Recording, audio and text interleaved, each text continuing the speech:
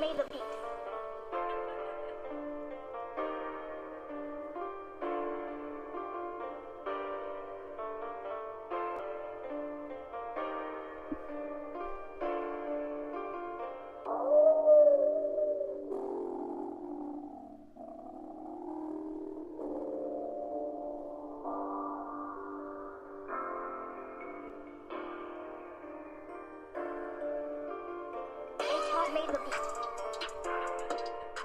What's up, everybody? It's KBR Sports, the best sports talk show, your 24-hour day. I'm your host, Brendan Abbin. Remember, you all can, or make sure you all go and follow and subscribe to the KBR Sports podcast by going on Rabble TV, Spreaker, YouTube, iTunes, and SoundCloud. That way you'll be email notified whenever the KBR Sports podcast is streaming live and whenever a new podcast episode is going up for you all to tune into. Also, don't forget to follow the KBR Sports Twitter page at KBR_sports for the live links and show topics and tweet about every single show. And the links so you can go get access to where the podcast and everything else is posted. So make sure you follow the KBR Sports Twitter page at KBR_sports. And also don't forget to comment, like, and share the podcast in order to, one, show your support for the show so that, you know, we can go back and follow and trace all your comments and your likes and everything like that and show our thankfulness for you all support. And just so you can spread the word about the KBR Sports podcast. You want some of your friends and others to be able to tune into a popular podcast that you might be into. Go ahead and hit that like button, comment, and share it. That way you can get the word out to everybody. But what's up, everybody? I hope everybody's had a great week so far. We're right now coming to the tail end of the week, arriving close to Super Bowl Sunday, the day that everybody's waiting for. The past 2 weeks is what everybody's been waiting for. It feels like the past 2 weeks waiting for the Super Bowl have gone by as fast as anything, honestly. Just with all the other sports news that's gone on, from Alex Smith being traded to the Redskins, from James Harden dropping a 60-point triple-double. Today, Rob Gronkowski getting cleared to participate in the Super Bowl from concussion protocol. The whole nine. You just see all these good things happening in the sports world, and it's kind of made the process of waiting for the Super Bowl go a lot faster. And the funny thing is, because the Patriots have been to the Super Bowl so many times, the process of them getting to the Super Bowl, like all these storylines and stuff you would ask, and all the narratives you kind of had played out with the Patriots to a degree. I mean, even though this is the season that you had the most news come out from New England in terms of people talking about, oh, is there a rift between Belichick and Brady, between Belichick and Kraft, all that, and this is the most news-driven season that the Patriots have had. Other than that, there hasn't really been anything to talk about during Super Bowl week. I mean, you hear the questions these people are asking during Super Bowl media day and everything like that. These guys are asking Bill Belichick questions like, what's his favorite food? This is ridiculous. I mean, that's normally what the day is for. It's normally for people to ask ridiculous questions, but there's very few questions really pertaining to the actual game, the event of the Super Bowl, or the experience of the Super Bowl for the New England Patriots, because they've been there so many times. So you're seeing that now. It's kind of funny how the Super Bowl it's been the headlining thing, but more so in terms of prediction, and more so things from the Eagles side. And then everybody just sort of essentially falls in line with saying, oh yeah, the Patriots are so great that you know you're going to get from the Patriots. Whereas the Eagles are more so the team that people kind of wait to see what they're going to get and kind of wait to see what they're going to expect. You don't know what's going to come out of that. But with that being said, a lot of the other storylines from this week have kind of driven most of the attention and most of the week, because the Super Bowl hasn't really, or at least the media weeks leading into the Super Bowl haven't been as publicized or as newsworthy as you would have had in the past few weeks. I think the biggest news coming out of this media week was that Rob Gronkowski was able to participate today in media availability, which cites that he was clear for concussion protocol, because if you're not clear for concussion protocol, you can't participate in the media availability. So I think that's the biggest thing that came out of that whole thing, is that Rob is going to be available to play in the Super Bowl. So I think aside from that, the biggest news coming out was the news that came out today about LeBron James possibly being willing to pay the Golden State Warriors a visit if they could offer him a max contract. Now, this has been the news that's been dominating all of Twitter all day. The Warriors have been trending ever since the news broke. You saw that NBA Twitter pretty much erupted when the news broke that LeBron would pay them a visit. It's not even like LeBron said he was going to go there. It's just that reported by Chris Haynes saying that he would go pay them a visit if they had the ability to offer him a max contract. Now, I know it sounds crazy, like how do you have Steph, Kevin Durant, Klay Thompson, and Draymond Green all on one team, then you add LeBron James? How can that be possible? Well, for starters, it's not possible. You cannot keep your core of Steph, Kevin Durant, Klay Thompson, and Draymond Green and be able to add LeBron James and on a full max contract to your team. There's no way possible you could do that. Now, there are 3 ways it could happen per Bobby Marks, that it could happen in which LeBron could end up landing in Golden State. Now, the first 2 ways are very similar, but one way just essentially costs Golden State a lot more, whereas the other one doesn't. And the first option would be him opting in 2018-2019 with his player option. If LeBron opts into his $35.7 million contract and waives his no trade clause, then he could be traded to the Warriors, who would send back a package of Klay Thompson and Andre Iguodala. And then LeBron would essentially, he would follow that up by signing a contract extension. The earliest he would be able to sign, he would be on a 1-year deal essentially, on that $35.7 million contract. But after that trade, the soonest he could sign an extension would be in January, where he could sign a $3 million extension, where each year, here are the year-by-year breakdown of his contract salary: $38.5 million in 2019, $41.4 million in 2020, and 2021, $44.3 million, with a total of a $59.9 million contract value. So the extension would be worth $6 million more if he chose to sign with Golden State or another team as a free agent. So this is different than free agency because he's opting in and then essentially getting traded after the opt-in at the end of the season. Now, there's another option that is very similar to this one, but it's not the same, where it's a sign-and trade, where the Warriors would be subjected to the hard cap. If they elected to go this way, LeBron would opt into that $35.7 million, and it would be, the Warriors would be subjected to the hard cap, which means that they could not pass the tax bracket or the amount you get taxed, because there's a luxury tax and they can't pass that luxury tax mark.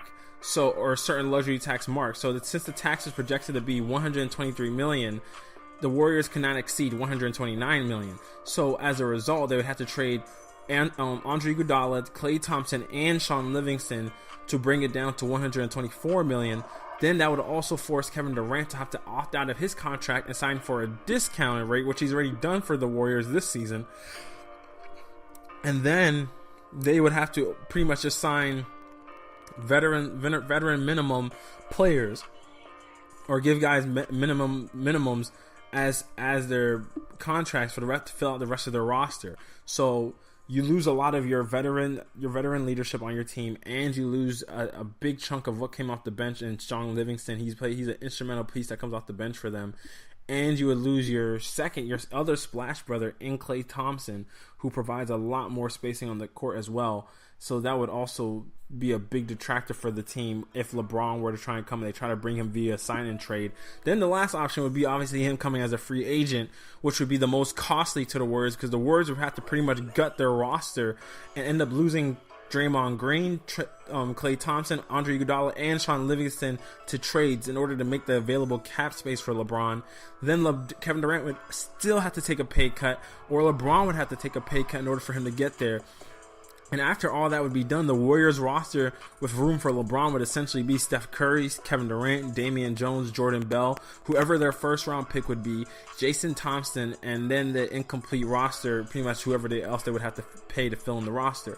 So, I mean, with those prospects, there's only one thing I can think of. I think that, I know Golden State's all about pretty much stacking the cards in their deck. They're all about improving their team in by any way means possible. But I think their team is perfect right now. I mean, you have essentially a splash family in a 3-point revolution league, where each person on your starting lineup can knock down the three, and 3 guys can do it at a percentage over 40%, and each of them is under 30 years old, with Steph being the oldest at 29, I believe.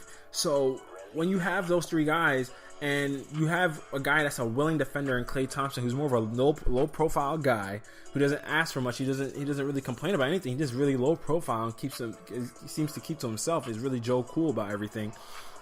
When you have that kind of build of your team and you have a bench, you know they have a really good bench for what they have in their starting lineup. I mean, they have time to just run two of their starters with their bench anyway, so that solidifies their bench. But with what you have, the fact that you've been able to retain Sean Livingston on a very affordable contract, you've been able to keep Andre Iguodala for years, you've been able to develop young talent in Jordan Bell and other players, and you've had a guy like Patrick McCaw step up in key moments, and you've shown that you're able to develop these guys and be able to bring them in with the bench unit, with a supplemental bench, that you have a backup point guard that can run things. I don't understand why you would rattle things to go get LeBron James. I mean, you've already shown that you can beat a LeBron James team. Like, what else do you need to put you over the top? I feel like it would just ruin team chemistry, because the way the Warriors offense runs, the ball doesn't really stick. The ball moves around, and yes, there is dribble penetration and stuff from players, but a lot of it's by screening, back cutting, setting off screens, all these different kind of motions and stuff like that, which has never really been a part of LeBron James' game. Like, LeBron has always been the guy that's on ball. He dominates the ball. It's not a surprise. That's why Kyrie had a complaint about being the point guard, because he wanted to actually play point. LeBron, dominates the ball wherever he goes, and it's a credit to him that he can actually play that point guard position. But as a fact, it could slow up the Golden State offense from what they want it to be, and I don't know if it's even worth it for a player that's out of his prime, that is slowly declining. He's worked his tail off to slow down the decline, but don't get it twisted for a second. LeBron is declining. You can see it in his play at times.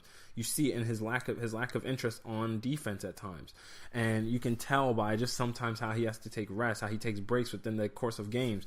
He has the ultimate conditioning of his body, but obviously Father Time is undefeated. And if you have three core players under the age of 30 that hey, we don't need any, like, we've already won the championship. We beat Cleveland in 5 games with LeBron on that team, with Kyrie Irving on that team, with Kevin Love on that team. All those guys were healthy, and we beat them in 5 games. You beat them pretty considerably, and LeBron averaged a triple-double in the series. So I don't know what else Golden State would need to do to go and add a LeBron James to that team. I feel like you would just ruin the chemistry and stuff that you have built and worked so hard to build over this course of time. Now, from the LeBron James perspective, I think if LeBron James did this, his legacy would be there's no Michael Jordan, LeBron talk anymore. LeBron would honestly drop to me in rating amongst the greats. I've already said it. I made it public in my list. Some people agree with this, some people don't. I don't expect everybody to agree with it, but I've said Michael Jordan is my number 1, Kareem Abdul-Jabbar is my number 2, LeBron James is my number 3. Now, if LeBron made a move like this, LeBron would probably drop out of the top 5 for me, honestly. And it's one of those things that it's more so a thing of how much do you want the deck stacked in your favor? LeBron has publicly advertised himself to be the best player in the world. And me and Nigel have had this conversation numerous times where I feel like I was fine with LeBron's move to Miami. I was fine with his move back to Cleveland. But let's not get it twisted. Every move LeBron has made is so he can provide himself with the most talent he could have on his team. And in most cases, when he went to Miami, he went and paired himself with Dwayne Wade, who at the time was a top 3 player of LeBron James and himself, aside from and excluding Kobe Bryant. Those guys were the top 3 players in the league at the time, and LeBron went and joined that guy and went and joined along with Chris Bosh as well, and they formed their big 3 in Miami. But I didn't judge him for that, because I would have preferred he would have stayed in Cleveland the first go round and tough it out and try and develop the team. But when your management hasn't shown you reasons that you should stay and that they can build a championship worthy team around you, I understood him leaving. I didn't blame him for that one. And in him going back to Cleveland again, I understood that he's returning home. He's going back to try and win a championship for the land. But let's not delude ourselves into not believing that the fact that Kyrie Irving was already there didn't already play a part in it. The fact that Dwayne Wade had aged and that Chris Bosh and him were both being subject to injury at the times didn't play a part in LeBron's decision to go back to Cleveland. like if it was like a perfect storm for LeBron, because his decision to go back to Cleveland and Kyrie's ascension kind of co-aligned with each other in terms of when LeBron became a free agent again. So when Dwayne Wade started to make his decline heavily and started missing more games, and a lot of the load started being put on LeBron's back, you started seeing him look around and be like, oh man, like I don't really want to carry this load and accelerate my NBA aging. So he went and paired himself up with a young Kyrie, and they ended up going on to win one championship in Cleveland and went to 3 straight finals, which is pretty impressive for what they achieved. And I don't blame him for that one, because you could just essentially attribute that one to he went home. That's it. He went home. He went home to Cleveland. So how am I gonna? And he went and won a ring for a town that hadn't had one, and over 60 years. Yeah, he went back and won a championship for a city that hasn't had one in over 60 years. So I'm not going to judge him for that one. But now, if you were to leave this your city, your hometown, and leave after your man, it's not the same reason for the first time he left Cleveland. Because the first time he left Cleveland, the team hadn't shown that they could put a championship worthy team around him. Now, if you leave Cleveland again, one, they've shown that they can provide you with a championship team. They did that. 2, they went and gotten a lot of the guys that you wanted on the team. So it's kind of like, how are you going to leave after they went and accomplish a lot of the things that you wanted them to do? And then 3, you have 3 rings already. What are you going to ring chase for? I get it. You're chasing the ghost of Michael Jordan, but to do it like this, you're going to entirely somebody else's team. You're not the feature player there anymore. You'd be relegated to I don't know what his role would be, honestly, but you're essentially eliminating your prime competition. That's what you're doing, and that's what all that sports is. It's competition. If LeBron went to Golden State, Cleveland, I don't know what Cleveland turns into. Houston, I don't think Houston can compete with them, because you just have utter domination. And then, like, I just don't, like, I don't know what kind of NBA landscape it would take to knock off a Golden State team if they were able to retain at least Draymond Green, LeBron, Steph Curry, and Kevin Durant. It seems like in all these scenarios, Klay Thompson is gone. But if you were able to retain Draymond Green, Kevin Durant, Steph Curry, and LeBron James, it's just not fair. That's inconceivable. That's literally an NBA team that you can't, like, that's damn. I mean, they're pretty much damn near an all-star team now, but they are an all-star team. 4 of the 5 starters are all-stars. But it's one of those things. It's just one of those things that you can't have the first, second, and arguably third best player on the same team. That's never happened in league history, and it's just not a good look for your legacy, because to what degree are you going to ring chase? To what degree will you X out the competition? For you to achieve that next ring, you should be the best player in the league, that you uplift whatever talent you have on your team.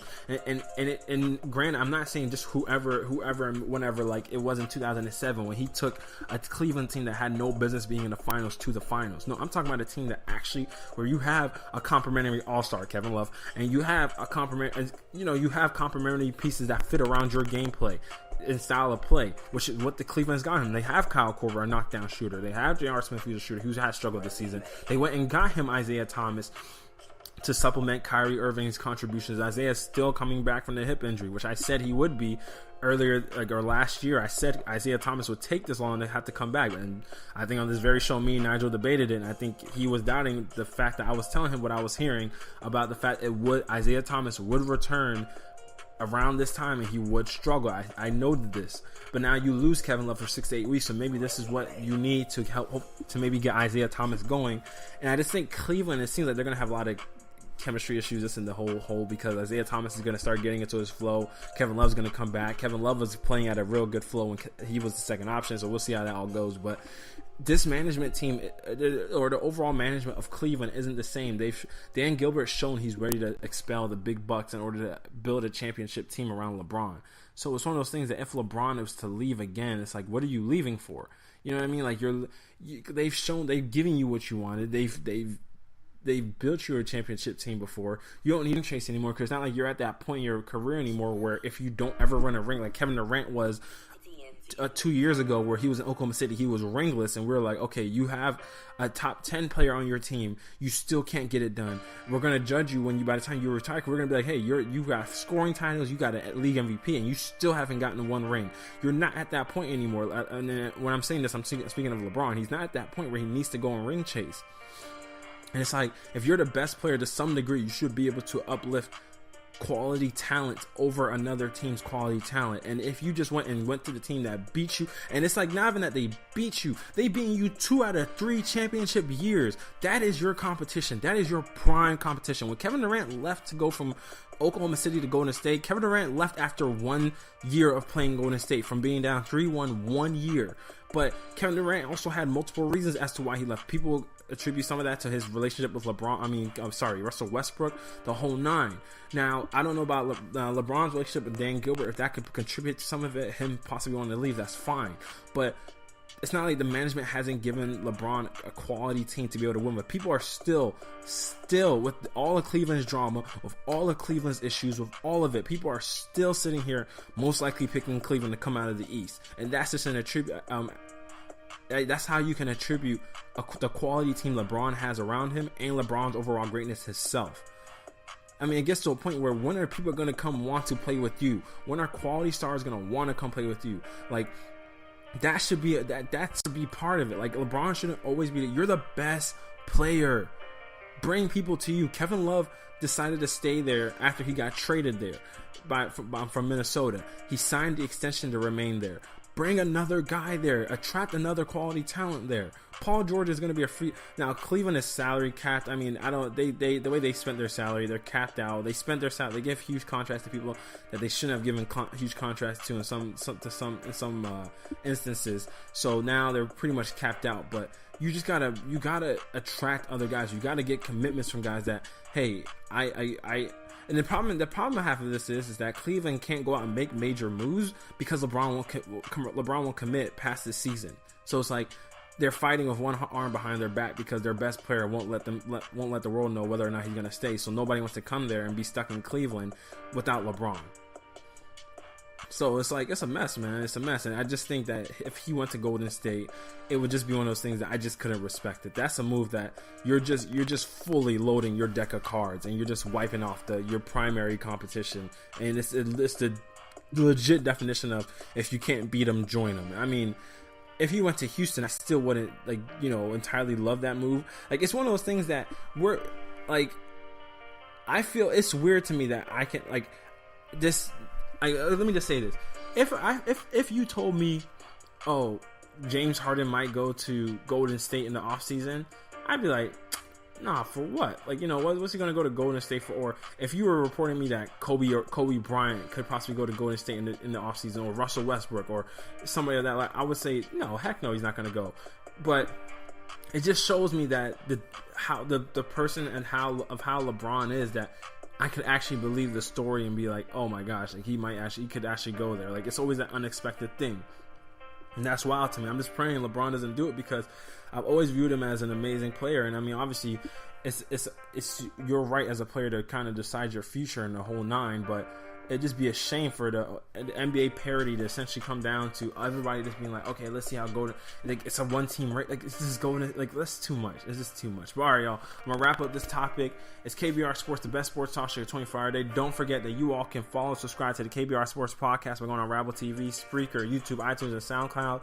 Also, don't forget that you can follow the KBR Sports Twitter page by going on KBR_sports, where you can go see all the updates about KBR Sports, and you can catch the live links and the show topics on that Twitter page as well. So you make sure you go follow that, and also you show your support for the KBR Sports podcast by liking, commenting, and sharing the KBR Sports podcast. It's all deeply appreciated.